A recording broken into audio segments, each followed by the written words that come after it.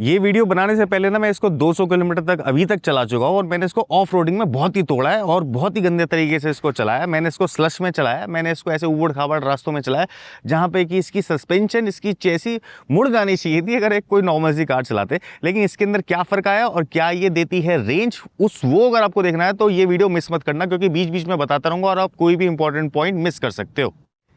आजा बेटा, आजा, पास आजा, आजा आजा, थोड़ी सी और आजा आजा। असल में मैं आगे खड़ा हूँ इसलिए नहीं आ पा रही है, अपने आप चल रही है। देखो ये इस रिमोट से चल रही है, कार के अंदर इस वक्त कोई नहीं बैठा है। लेटेस्ट एंड ग्रेटेस्ट फीचर दिखाता हूँ इसका। तो ये है इसका पावर बटन, इससे ये ऐसे करके क्रैंक हो जाएगी। अब कार के जो है लाइट ऑन हो गई है। उसके बाद हमें इसको ये बताना है कि ये पार्क वाला बटन, कि आप अब सेल्फ ड्राइविंग करना स्टार्ट हो जाओ, और इस बटन से मैं इसको आगे कर सकता हूँ। तो जैसे ही मैं इसको प्रेस करके रखूँगा तो ये रिमोटली आगे चलना शुरू हो जाएगी। देखो कुछ इस तरीके से। और सिर्फ इतना ही नहीं, इसके अंदर सेल्फ पार्किंग जैसा फीचर है जो कि BMW जैसी कार्स में आता था। स्टीयरिंग के राइट हैंड साइड पे ना यहाँ पे कुछ बटन्स हैं, तो मैं सबसे पहले पार्क असिस्ट करके दिखाता हूँ। यहाँ से मैंने पार्क ऑन कर दिया है, यहाँ पे आ जाता है। अब ये जो है इसको आप यहाँ से भी ऑपरेट कर सकते हो, बट ये सबसे पहले कह रहा है कि आपको इसको सबसे पहले ड्राइव में डालना है। तो ब्रेक दबाई, मैंने ड्राइव पे डाल दिया। अभी यहाँ पे सर्च करेगा कि पार्किंग स्पेस है या फिर नहीं। बेचारा ढूंढ ही नहीं पा रहा इसको, क्योंकि लाइन्स चाहिए, ठीक है। बट हम क्या करते हैं, कस्टम पार्किंग करते हैं। यहाँ से जाके मैं ऐसा करके यहाँ पे प्रेस कर देता हूँ और इसका एंगल थोड़ा सा चेंज कर देता हूँ। मान लो मेरे को गाड़ी ऐसे करके लगानी है, ऐसे थोड़ी सी और दूर कर देता हूँ। मेरे को कहीं भी गाड़ी खड़ी करनी है, कोई टेंशन नहीं है, मैं इसके ऊपर प्रेस करता हूँ। अभी कह रहा है कि ब्रेक पे लगाओ। तो अब जिसमें दो फीचर हैं, या तो ऑटो पार्क करो या फिर रिमोट पार्क करो, वही जो मैंने आपको चला के दिखाया अभी। बट मैं इसको करूँगा ऑटो पार्क। अभी कह रहा है कि स्टीयरिंग छोड़ दो भाई, सब कुछ छोड़ दो, अब काम मेरा है। अब देखो ये क्या करता है, ये देखो ये देखो भाई, ये है टाटा, ये न्यू जेन टाटा है भाई। ये वो टाटा है ही नहीं जिसको हम अभी तक देख रहे थे टाटा की गाड़ियों में। ये अपने आप डिटेक्ट कर रही है, सारे कैमरा सेंसर्स वगैरह अपने आप चल रहे हैं। एडास लेवल 2+ इसके अंदर आ रहा है और ये पार्क अपने आप ही हो रही है। देखो कोई नहीं है आगे पीछे, कैमरास यहाँ पे दिख रहे हैं, स्टीयरिंग अपने आप मूव कर रहा है। और कुछ इस तरीके से ये जिस डायरेक्शन में मैंने उसको सेट किया था ना, वहीं पे ही जाके एग्जैक्ट खड़ी हो जाएगी। 3 2 1 गो। उठ जा भाई, अरे बड़ा भारी है। अरे भाई इन्होंने तो इसके अंदर दिया भी नहीं है, हाइड्रोलिक स्टड वगैरह नहीं दिए। बट हाँ यार 5 स्टार रेटेड है और इतनी ज़्यादा भारी है कि मतलब सीरियसली बॉडी बन जाएगी। बट ये top of the line variant है, इसके अंदर भी हाइड्रोलिक स्टड नहीं मिलते। बट एक अच्छी चीज़ है इसमें कि यहाँ पे फ्रंट स्टोरेज मिल जाती है ऐसे करके। तो चार्जर वगैरह या कुछ और सामान रखना हो तो रख सकते हो। बाकी लिक्विड के लिए यहाँ पे अलग अलग पोर्ट दे रखे हैं। देखो लुक्स के पॉइंट ऑफ व्यू से देखें तो पहले वाली जो सिएरा थी IC यानी कि इंटरनल कंबशन इंजन वाली, पेट्रोल वाली, तो उसके अंदर यहाँ पे खुला खुला सा लगता था, इसके अंदर बंद कर दिया है। आगे इसमें ये फ्रंट कैमरा है, यहाँ पे ये है एडास का सेंसर और ये एडास लेवल 2+ के साथ में आती है। बाकी DRL लाइट्स वगैरह, ये हेडलैम्प वगैरह सेम टू सेम ही है। लेकिन हाँ ये 19 इंचज़ के व्हील्स और ये अच्छी खासी सी ग्राउंड क्लियरेंस। खैर बैटरी यहीं पे लगी हुई है बेस में, तो मैं चला रहा हूँ 75 किलोवाट आवर वाली बैटरी। और इसमें एक 63 किलोवाट आवर वाली बैटरी का भी ऑप्शन मिलता है, बट उनमें ना सिर्फ पीछे मोटर मिलेगी। अब मैं बताता हूँ मोटरें कहाँ मिलेंगी इस वाले वेरिएंट में। देखो ये क्वाड व्हील ड्राइव है, मतलब कि इसके चारों पहिए चलेंगे। तो इसके अंदर आगे भी एक मोटर एडिशनल दे दी गई है भाई, और जो नॉर्मल बेसिक से वाले जो वेरिएंट है उनके अंदर पीछे ही एक मोटर मिलती है। अब ये जो क्वाड व्हील ड्राइव वाला वेरिएंट है ना, इसमें 140 PS का पावर मिलेगा आगे से और 209 PS का पावर मिलेगा पीछे से। और यार टॉर्क तो इस वाले वेरिएंट में भर भर के मिलता है, 504 Nm ऑफ टॉर्क। इतनी सी गाड़ी, इतनी ज़्यादा पावर, इतना ज़्यादा टॉर्क कहीं से भी खिंच रही है। स्लश में डालो या वो चढ़ाई पे चढ़ाओ या पत्थरों पे डालो, सब जगह ये निकलती जा रही है, कहीं फंसी तो नहीं है अभी तक। लेकिन कुछ कमियां भी हैं, वो देखते रहो। वैसे ये क्लैम शेल डिज़ाइन बोलते हैं इस टाइप की डिग्गी को, और ये रिमोट से भी ओपन हो सकती है और भी एडजस्टर वगैरह से हो सकती है। बट मैं इसको बेसिक तरीके से ओपन करूँगा। लाइट्स वगैरह सब सेम है। और ये ऐसे पावर टेल गेट ऐसे करके खुलता है, क्लैम शेल, बड़ा प्यारा सा लगता है। एक्सपेंसिव सी गाड़ी लगती है ये। देखो यार कंपनी तो कहती है 622 लीटर बूट स्पेस, लेकिन इसके अंदर कोई पानी थोड़ी ना रख के लेके जाना है, हमें सामान रखना है भाई। और सामान रखने के लिए इतना स्पेस तो काफ़ी बड़ा है और काफ़ी अच्छा सा लग रहा है। बाकी सीट फोल्ड कर लोगे तो और ज़्यादा हो जाएगा। तो कुछ ऐसा सा ये इसका चार्जर है जो कि पोर्टेबल चार्जर है। ये वायर है इसके साथ पे, ये है इसका पोर्ट। बाकी दोस्तों चार्जर लगता है यहाँ पे, कुछ इस तरीके से ये ओपन हो जाता है लिड। और ये कोई नॉर्मल लिड नहीं है, बेसिकली ये लाइट है इसमें जो कि कलर चेंज करती है। और कुछ इस तरीके से ये इसके पोर्ट हटते हैं। चाहो तो आप अपना बड़ा वाला चार्जर या फिर ये वॉल वाला चार्जर जो मेरे हाथ में है, इसको भी ऐसे करके यहाँ पे लगा सकते हो। तो इंडिकेशन है बेसिकली इसके अंदर कि ये जो लाइट है ये ग्रीन हो जाएगी तो फुल है, येलो हो जाएगी तो अभी चार्ज हो रही है, कितनी चार्ज हुई है वो दिखाएगी, रेड हो जाएगी तो इट मीन्स की कोई ना कोई इशू है। देखो यार इस गाड़ी में ना कोई स्टेपनी नहीं मिलती, तो उसके लिए आपको ये पंचर रिपेयर किट मिलेगी। ऐसे करके इसको खोलो और यहाँ पे ये टायर इन्फ्लेटर वगैरह और एक पंचर किट का सामान रखा हुआ है, तो अगर पंचर हो जाए तो ये काम आपके आ सकता है। देखो यार इसमें जो रेयर सीट पे स्पेस है ना, इसमें कमी पहले भी नहीं थी, अब भी नहीं है। काफ़ी लग्जूरियस लगती है कार। और ईवी वाले पॉइंट ऑफ व्यू से अगर मैं इसको देख रहा हूँ तो ईवी के पॉइंट ऑफ व्यू से तो मेरे को काफ़ी ज़्यादा और अच्छी लगने लगी है। अंदर से खुला खुला सा लग रहा है। बट सबसे इंपॉर्टेंट बात मैं बताना चाहूँगा कि मैं ना हमेशा लेट के गाड़ी चलाता हूँ, सीधा होके नहीं चलाता, मैं ऐसे करके पीछे लेट जाता हूँ। तब भी ये देखो कि मैंने सीट वहाँ से देखना कितना स्पेस है और यहाँ पे देखो कितना स्पेस है, कितना ज़्यादा स्पेस है आगे। ये मैंने सीट पीछे कर रखी है। एक तो पहली बात सीट की क्वालिटी डिज़ाइन एक नंबर लग रहा है, लग्जरी फ्लाइट वाली ये सीट लग रही है। इसके अंदर टेबल होती तो ज़्यादा मज़ा आता था, बट यहाँ पे अभी सिर्फ एक पाउच से ही काम चलाना पड़ेगा। तो डिज़ाइन पॉइंट ऑफ व्यू से तो एक नंबर है और स्पेस पॉइंट ऑफ व्यू से बहुत बढ़िया भैया। ये वाली सीट तो फिर भी थोड़ी सी आगे जिस पर मैं बैठ के चला रहा था, ये तो बिल्कुल ही पीछे कर रखी है। ये एंड सेटिंग पे है और मेरी हाइट है 5'11" और एंड सेटिंग पे स्पेस देखो, कंफर्टेबल स्पेस है। ऐसा नहीं बहुत ज़्यादा है लेकिन ऐसा भी नहीं कि मेरी टांगें फंस रही हैं, मेरी नीज में पेन हो रहा है। और हेडरूम की तो बात ही खैर अलग है। एक चीज़ का मुझे गर्व फील हो रहा है आज की इस कंपनी ने थोड़ी सी प्रोग्रेस तो करी है। किस चीज़ में कि जहाँ पे ये पैनल गैप्स होते थे, ये छोटे छोटे से पैनल गैप्स चीज़ें, इस ईवी में कोई पैनल गैप फिलहाल के लिए दिख नहीं रहा है। ऐसा भी नहीं कि मैंने इग्नोर कर दिया, मेरी आंखें बहुत तेज़ हैं इन सब मामलों में। मैंने इसको पूरा अच्छे से अभी 200 किलोमीटर चलाया है। चलो अब इसके अंदर चलते हैं। बट सबसे पहले क्या दिखता है, फ्लश डोर हैंडल और यहाँ पे ये सेंसर। ये कार पूरी तरीके से कीलेस है, दिखाऊंगा क्योंकि यहाँ पे इसके है एक NFC टैग जो यहाँ पे लगता है, ये यहाँ पे जो दिखता है। तो कार्ड लगाते हैं, अंदर पड़ा हुआ दिखाता हूँ। बाकी डोर ओपन करने के साथ ही शानदार क्वालिटी। और ये जो इतने डिम दिख रहे हैं, हेडलाइट ऑन है इस वजह से। अब देखो फिलहाल ये है इसका डोर, कुछ इस टाइप से ये है। यहाँ पे अच्छा सॉफ्ट है मटेरियल, बहुत बढ़िया सा लगता है। बट यहीं पे ही एक चीज़ छुपी हुई है, वो दिखाता हूँ। तो जब आप इसको हाथ लगाओगे तो आपको लगेगा कि कुछ फ्लिमजी है। यहाँ तो बटन्स हैं ये वाले, तो ये तो चल जाएगा कि बटन्स हैं, तो चलो ठीक है, साइड व्यू मिरर एडजस्ट करने के लिए, पावर विंडोज़ के लिए। बट ये जो है ना, ये ऐसे करके ऊपर की तरफ निकल जाता है यहाँ से, ऐसे तो फ्लिमजी सा फील आता है। और ये ऐसे करके यहाँ पे गैप दिखता है, बाहर की तरफ भी आ रहा है पीछे से। छोटी मोटी चीज़ें हैं, ये ठीक हो जानी चाहिए टाटा कंपनी, तो बहुत ही ज़्यादा मज़ा आएगा। बाकी नीटनेस और क्लीननेस के अंदर कोई कमी नहीं है। यहाँ पे सारे मोड्स के बटन है, टेरेन के बटन है, यहाँ पे ऑटो होल्ड, ये तो बटन्स की जो डिज़ाइन है, जो क्वालिटी है वो बहुत बढ़िया है। स्टार्ट स्टॉप बटन यहाँ पे आ गया। ये स्टीयरिंग है भाई, ठीक है, अच्छा है। ईवी के लिए कुछ और बना देते हैं लेकिन अच्छा सा लगता है। बाकी यहाँ पे जो है मल्टीमीडिया से रिलेटेड कंट्रोल्स, एडास से रिलेटेड कंट्रोल्स, लाइट से, और यहाँ पे टर्न इंडिकेटर से रिलेटेड कंट्रोल। पीछे देख रहे हो पैडल शिफ्टर्स, ये रीजनरेटिव ब्रेकिंग है, अभी करके दिखाऊंगा सब कुछ। एक स्क्रीन, दूसरी स्क्रीन, तीसरी स्क्रीन, भाई ये ठीक है, पार्क हो सकती है, सब कुछ हो सकता है, बहुत बढ़िया है। कीज़ वगैरह भी इसकी बहुत ही अच्छे से दिए हैं, ये निकाल के दिखाता हूँ। ये वाली की है, हैरियर ईवी वाली की है वैसे, लेकिन इसके अंदर सबसे बढ़िया है ये NFC कार्ड। ये तो NFC कार्ड पहले बाहर लगा के अनलॉक करो, फिर यहाँ पे एक जगह है, ये रहा, ये NFC कार्ड लगाने की यहाँ पे जगह है। इसको ऐसे करके प्रेस करो, ऑन हो जाती है ये। तो आपको की लेके घूमने की जरूरत नहीं है, ये कार्ड अपने पर्स में डालो। NFC है, इसके अंदर अपना एक कोड होता है जो इनक्रिप्टेड होता है, तो इस तरीके से ये कार ऑन हो सकती है। बाकी यार इसमें ये फीचर है जैसे कि आपको अगर अपने इसको कनेक्ट करना है वाईफाई से तो डोंगल यूज़ कर सकते हो, वरना अपने फ़ोन का वाईफाई भी इसके साथ कनेक्ट कर सकते हो।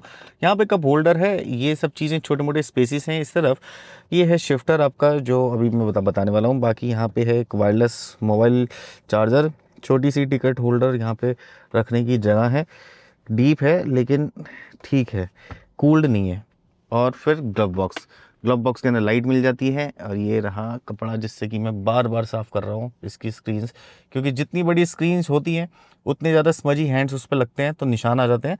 ऐसे ही सेम टू सेम यहाँ पे भी चीज़ आती है। ये है पियानो ब्लैक, इसमें भी जितनी बारी टच कर रहा हूँ ना, यहाँ पर निशान आ रहे हैं, तो मेरे को ऐसे करके बार बार इसको क्लीन करना पड़ता है। तो चलो अब इसको थोड़ा सा चला के भी देख लेते हैं यार, बहुत देर हो गई बातें करते करते। अब इसको चला के देखते हैं। और सबसे पहले वो वीडियो देखो जो मैंने गाड़ी जब ली थी तब बनाया था, तब कितनी रेंज थी और कितनी रेंज अब मेरे पास बची है वो दिखाऊंगा। यहाँ से मेरी जर्नी स्टार्ट हो रही है आज इस कार की। और यहाँ पे रेंज दिखा रहा है इको मोड में, यहाँ पे मोड्स हैं इसके, तो इको मोड पे मैंने इसको लगा रखा है 519। और यहाँ पे जैसे मैं मोड चेंज करूंगा ना, तो ऐसे करके ये रेंज भी कम हो रही है। स्पोर्ट्स मोड पे 469 हो गई है और बूस्ट मोड पे 445। तो मैं इको मोड पे चलता हूँ फिलहाल के लिए, बीच बीच में मोड चेंज करेंगे और देखेंगे कि लास्ट में हमें कितनी बैटरी बची है और कितनी रेंज बची है, उससे रेंज भी कैलकुलेट हो जाएगी। तो आपने रेंज देख लिया कि कितनी मुझे मिली थी। अब ये देखो अब कितनी रेंज है मेरे पास, 309 किलोमीटर्स की, और बैटरी है 74, ऐसे करके और जूम करते 74% पे है। तो कुछ ऐसे करके मेरे को ये जो है मिल गई है इसके अंदर काफ़ी अच्छी रेंज।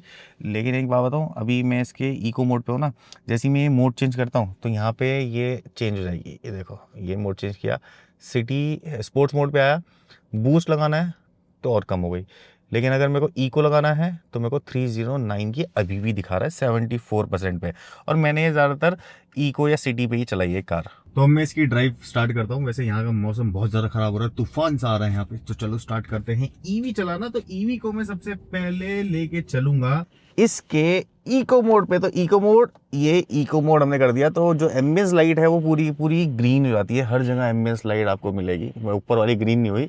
चलो एक बार दोबारा से क्लिक करते हैं सिटी पे ब्लू हो जाती है ये एम्बियंस लाइट है यहाँ पे। यहाँ अब ये ब्लू होती है तो पर्पल भी हो रही है, मतलब ये वाली कलर चेंजिंग है। और यहाँ पे भी जो लगी हुई है वो भी बहुत सी अच्छी सी लगती है। तो मतलब एमएस तो बना रही है, खैर है। चलो जी ड्राइव और कार। वाह, अगर आपने ऑटो होल्ड नहीं लगा रखा तो बहुत स्मूथली ये ऐसे करके उठेगी। अब यहाँ से चलाना शुरू करते हैं। एक ईवी के अंदर क्या चीज़ होती है कि भाई वो बस अच्छे से, क्योंकि क्या होता है बैटरी नीचे लगी होती है, सेंटर ऑफ ग्रेविटी बहुत ही ज़्यादा नीचे हो जाती है। तो कभी कभार क्या होता है कि हाई स्पीड पर जब आप टर्न लेते हो ना तो कार का मतलब जो इनर्शिया होता है वो सीधा ही होता है, वो मुड़ती ही नहीं है, हैंडलिंग ही खराब हो जाती है। कुछ गाड़ियों में हमने ऐसा देखा है, छोटी गाड़ियों के अंदर। सस्पेंशन के पॉइंट ऑफ व्यू से सस्पेंशन लो स्पीड के अंदर बहुत बढ़िया है, बहुत स्मूथ है। लेकिन हल्की सी हाई स्पीड हुई और इसमें से आवाज आई खट। ये देखो अभी दिखा देता हूँ एंड टू एंड, ये देखना, ये देखा लो स्पीड पे तो बहुत औसम है, बहुत औसम। लेकिन इन केस अगर एक्सीडेंट के आपसे हल्की सी ज्यादा स्पीड में चलेगी तो खट खट की आवाज आएगी। तो वो चीज जो है थोड़ी सी अब चेंज होनी चाहिए। इसमें एक चीज है कार के अंदर, बहुत साइलेंट है बट टायरों की आवाज अंदर आती है, कैबिन नॉइज है। ऐसा नहीं है कि बहुत ज्यादा बिल्कुल ही। देखो बाइक गई, बाइक का साउंड आएगा, कार जाएगी, कार का साउंड आएगा। रोड पे चल रहा हूँ जबकि रोड बिल्कुल चिकनी रोड है तब भी साउंड आ रहा है। तो ये चीज समझ नहीं आती। अब मैं यहाँ से क्या करता हूँ कि इसका ये एडास के फीचर्स ऑन करके देखते हैं कि कैसे काम। तो यहाँ से हमने इसका क्रूज कंट्रोल एक्टिवेट किया है और इसकी हल्की सी स्पीड बढ़ाएंगे तो 61 की स्पीड पे मैं करूँगा इसको। और लेन असिस्ट में ऑन कर देता हूँ, तो लेन असिस्ट ऑन हो गया है। अभी लेन पे चलनी चाहिए लीगली और भाई लॉजिकली, और लेन को पकड़ के चले। तो ये है एडास लेवल 2+। सिर्फ आईफोन ही नहीं बोलता प्रो मैक्स भैया, ये भी बोल रहे हैं एडास लेवल 2+। अब देखो अपने आप चल रही है, मैं कुछ नहीं कर रहा भाई इसके अंदर, ये अपने आप चल रही है। बोल रही है मुझे कि स्टीयरिंग पकड़ लो, बट इतना छोटा सा कर्व है उसके अंदर खैर कोई परेशानी होने वाली।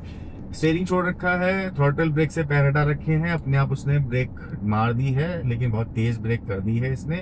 इसका ये डिस्टेंस हम कम कर देते हैं, बट दोबारा से इसने ना रीजन मतलब किया नहीं, मतलब स्पीड को दोबारा से लेके नहीं गई। एक बार ब्रेक मारने के बाद रुक गई। अब मेरे को यहाँ पे थ्रॉटल देना पड़ रहा है। देखो इसकी विंडोज बहुत बड़ी बड़ी हैं, बहुत सही है, लेकिन यूवी कट मुझे कुछ खास फील नहीं हुआ इसके अंदर। इसका जो ये है सनरूफ बहुत बड़ा है, इसके अंदर यूवी कट है और बहुत अच्छे से काम करता है। बट विंडोज़ के अंदर भी होना चाहिए था भाई यार, इतनी बड़ी बड़ी विंडोज़ है, इतनी बढ़िया सी गाड़ी है, इतनी महंगी भी है, थोड़ा बहुत यूवी कट डाल दो। एक और पॉइंट मेरे को इस कार के अंदर बहुत समझ में आया है, इस कार की बॉडी की बैलेंस। ये देखो, ये रोल जैसी कोई चीज़ मतलब बहुत ज़्यादा नहीं है। होगा रोल, मैं एकदम से ही मोड़ दूँ तो रोल ही रोल मिलेगा मुझे, पूरी गाड़ी पलट सकती है। बट देखा जाए तो लॉजिकली जैसे लोग कार चलाते हैं, ऐसा कोई खास इसके अंदर डरने वाली या फिर ऐसी कोई चीज़ नहीं है जिसमें रोल आपको बहुत ज़्यादा फील होगा। और ब्रेक्स एक नंबर है। मैंने 100 to 0 भी किया है और 0 to 100 भी किया है। अमेजिंग ब्रेकिंग है इसकी। बाकी सिटी के पॉइंट ऑफ व्यू से एक बार और करूँगा जब मैं मुझे दिल्ली NCR में मिलेगी। जो ड्राइवर की पोजीशन है ऊपर है, सीट को ऊपर नीचे कर सकता हूँ, तो एक फील आता है कि कमांडिंग पोजीशन पे मैं बैठा हूँ, ऐसे करके पकड़ सकता हूँ। दूसरी बात, ये जो पिलर्स दिख रहे हैं ये कोई खास मतलब वो विजिबिलिटी को किल नहीं कर रहे हैं, अच्छे लग रहे हैं दिखने में, एक सोफिस्टिकेटेड कार लग रही है। इसके अंदर गलतियां निकालनी हो तो क्या गलतियां निकल सकती हैं? तो ज़्यादातर देखा जाए तो हम गलतियां क्या निकालते हैं कि भैया अजीब सी चल रही है, बैलेंसिंग नहीं है कार की, या फिर ब्रेक्स अच्छी नहीं है, या फिर हैंडलिंग मुझे पसंद नहीं आई। इसकी मुझे ये सारी चीज़ें पसंद आई है। गलतियां कहाँ निकालते हैं उसके अंदर, ये समझ में बस गलतियां वही है कि भाई सस्पेंशन और बेटर की जाए, अब ये सस्पेंशन घट वाली नहीं चलेंगी। दूसरी चीज़ जो स्टीयरिंग है ईवी के अंदर अब चेंज कर देना चाहिए था, बिकॉज ये पुराना लग रहा है। इस स्टीयरिंग की वजह से ये कार इतनी नई होने के बाद में भी पुरानी लग रही है। बाकी रेयर व्यू मिरर बहुत अच्छे से ठीक है काम कर रहा है। यहाँ पे हेलोजन क्यों दिया, यहाँ पे एलईडीज आ सकती थी, इतना पीला है बताओ। कोई अंग्रेज होगा ना व्हाइट कलर का बंदा, उसको भी ये काला बना देगा, मतलब इतना ज्यादा पीला पीला है, उसको बिल्कुल ऐसा कर देगा पीला पीला, जैसे फ्राई कर दिया हो चिकन में।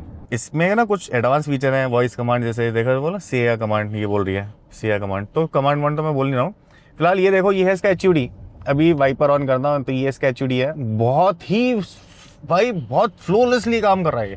इसको ऑन ऑफ भी कर सकते हैं, यहाँ पे इसका बटन है, बट मेरे को इसको ऑन करके चलाना ना एक बहुत अच्छी फीलिंग आ रही है, जैसे एक बहुत महंगी करोड़ की कार में मैं बैठा हूँ। इन केस अगर आपने कुछ कनेक्ट नहीं कर रखा फ़ोन, तो ये नॉर्मल सा ही ऐसे चलेगा। अगर आपने अपना फ़ोन इसके साथ में कनेक्ट कर दिया तो यार यहाँ पे एनिमेशंस आने लग जाते हैं, यहाँ पे एरोज इतने सुंदर से आते हैं, ब्लू कलर के डिटेक्शन होती है, फिर आपको पता चलता है। हाँ थोड़े टाइम बाद आप इससे इरिटेट हो जाओगे, आपको बोर लगने लगेगा, बट अभी के सिनेरियो में तो भाई बहुत ही सुंदर और बहुत सोफिस्टिकेटेड फीचर मुझे ये लगा इस कार का। बाकी वेंटिलेशन है सीट्स के अंदर, तो पसीने नहीं आ रहे हैं। तो जी मैं मेन वीडियो रोक के ना एक चीज़ बताना चाहता हूँ आपको कि मेरे को इसकी दो चीज़ों ने बहुत हैरान किया है भाई। एक तो इसकी है रेंज, ये देखो जरा रेंज देखो यार, 63%। मैंने अभी तक बस में इतनी बैटरी खर्च कर पाया हूँ उसकी, 253 किलोमीटर्स की रेंज बची है। और सबसे अच्छी बात बताऊँ कि मैंने इसको बूस्ट पे भी भगाया, बट ज़्यादातर ये सिटी मोड पे ही चली है, जो एक प्रैक्टिकल मोड है, जो एक आम आदमी चलाएगा। स्पोर्ट्स पे हर किसी को नहीं भगानी, ऑफ रोडिंग रोज़ नहीं करनी है हमें। दूसरा एक मेरे को लगा कि अजीब सी चीज़ वो यार इसका ये HUD, ये जो ब्लू कलर की लाइट ऊपर तक आती है, यहाँ तक आ रही है, वो बताओ ये नीचे की तरफ होना चाहिए। अभी बताऊंगा इसके फीडबैक में। तो देखो ये तो मेरी ड्राइव तो खत्म हो गई, बट मैं एक बार बताऊं कि जब मैं ट्रैक पे था ना, तब मैंने इसको 0 to 100 किया था भाई, फील ही नहीं आई थी कि मतलब कुछ डगमगा रहा है कुछ ऐसे कहीं सू, और 100 to 0 भी एकदम से हो गई। बहुत अच्छे से काम किया इसके सारे सिस्टम्स ने। तो ओवरऑल देखा जाए तो कार को नंबर मिल सकते हैं 10 में से 9 एज अ ईवी, और इस प्राइस ब्रैकेट के पॉइंट ऑफ व्यू से मेरे को कार समझ में आई है, अच्छी लगी मुझे। ओवरऑल प्लास्टिक की क्वालिटी वगैरह जो प्रीमियमनेस है वो है इसके अंदर, रबर क्वालिटी हो गई, मटेरियल क्वालिटी हो गई, है इसके अंदर, ये सारी क्वालिटीज़ हैं। कमियां कहाँ आ जाती हैं, कमियां वो छोटी मोटी आ जाती हैं, छोटा मोटा सॉफ्टवेयर में भी ग्लिच है, कभी और किसी वीडियो में बताऊंगा। तो लोड होता रहता उसके बाद में बहुत देर बाद कनेक्ट होता है। तो मैं रील बना रहा था बेसिकली, इसका एक एयर कंसोल है उसकी, वो कनेक्ट ही नहीं हुआ, मैंने फिर बनाई नहीं रील, तो वो कनेक्ट ही नहीं हो रहा है बार बार। सॉफ्टवेयर में ग्लिचेस हैं, थोड़े से प्लास्टिक के ग्लिचेस हैं, बट ये लोग अब अगले कुछ आने वाले टाइम के अंदर फाड़ देंगे। टाटा जैसी, महिंद्रा जैसी कंपनीज, वैसे महिंद्रा को तो अब छोड़ दो अभी तो फिलहाल, लेकिन टाटा जैसी कंपनीज बाहर की आने वाली कंपनीज को मौका ही नहीं देने वाली है। तो ये है टाटा सिएरा ईवी। आपको ये वीडियो कैसा लगा जरूर बताना, अगर अच्छा लगा हो तो प्लीज़ फॉलो जरूर कर लो, अगर फेसबुक पे देख रहे हो और यूट्यूब पे देख रहे हो तो प्लीज़ सब्सक्राइब कर लेना यार, क्या चले जाएगा आप लोगों का एक सब्सक्राइब करने में। कमेंट कर देना कि आप कौन सी कार चलाते हो इस वक्त, और आपको वो कार को अपग्रेड करके कौन सी लेनी है। ठीक है, नेक्स्ट वीडियो मिलते हैं, तब तक के लिए बाय बाय।